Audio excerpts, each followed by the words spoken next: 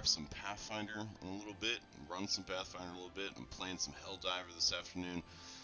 A lot's going on. We got a kobold that lives with us now. It's a lot. But what I was gonna do this morning, since I woke up and couldn't get back to sleep, was I was gonna unbox this Unicorn Overlord. It's a tactical strategy game by Atlas. It's I don't know. I played the demo. It's gorgeous. I'm really into it. Very excited about it.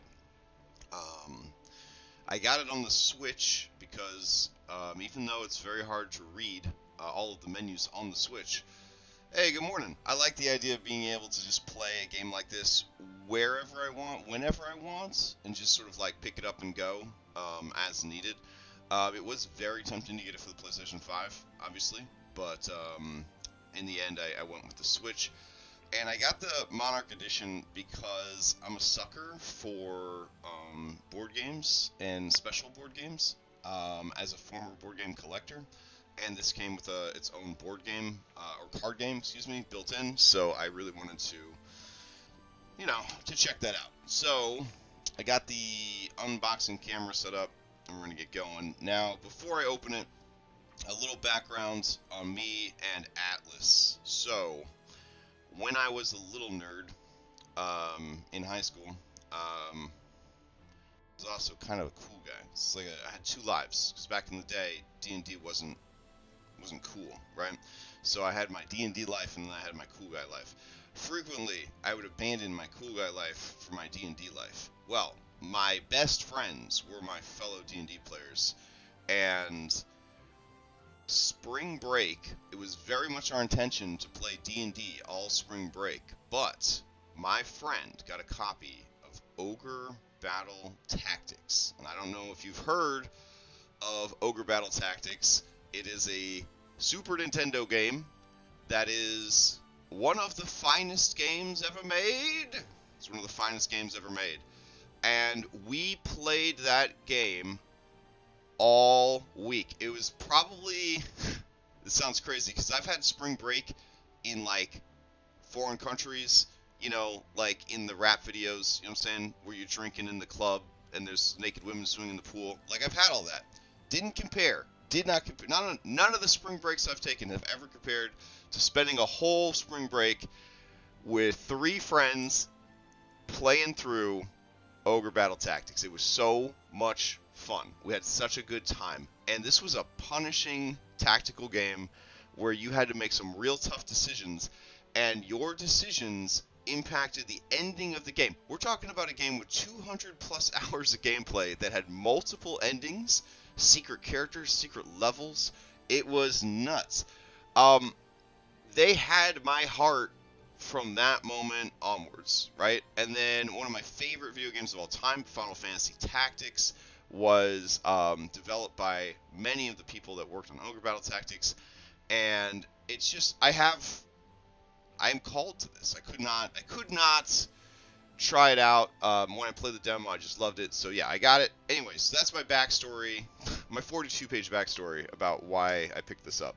All right, so let's go ahead and let's do this. Got this sharp knife. There we go. Alright. Unboxing's always weird because, like, you want to look at the thing you're unboxing directly, but, like, you gotta do it with the, with your camera.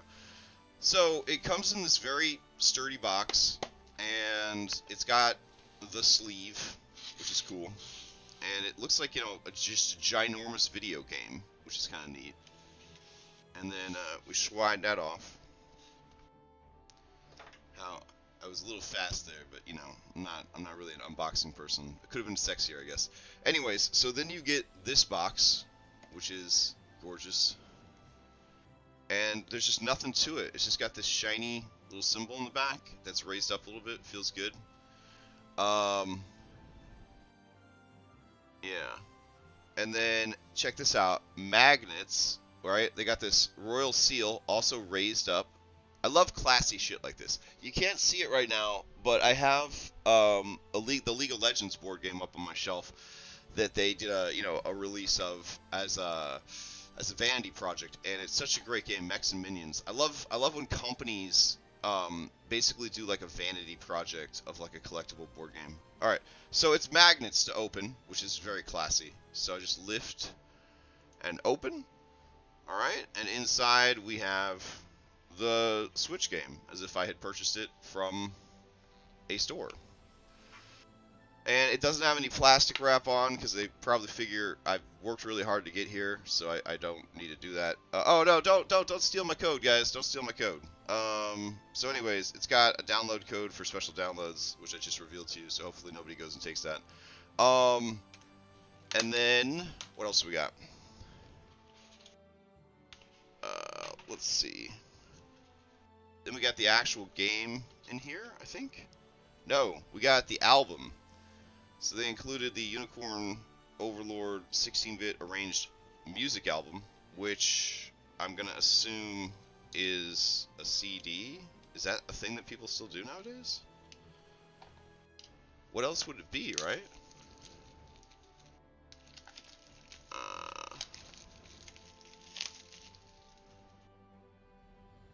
Alright, let's see. Opening it up, it is actually 2 CDs. Which is kind of crazy in this modern age to have the soundtrack on 2 CDs. That's cool. Red and blue. Beautiful packaging.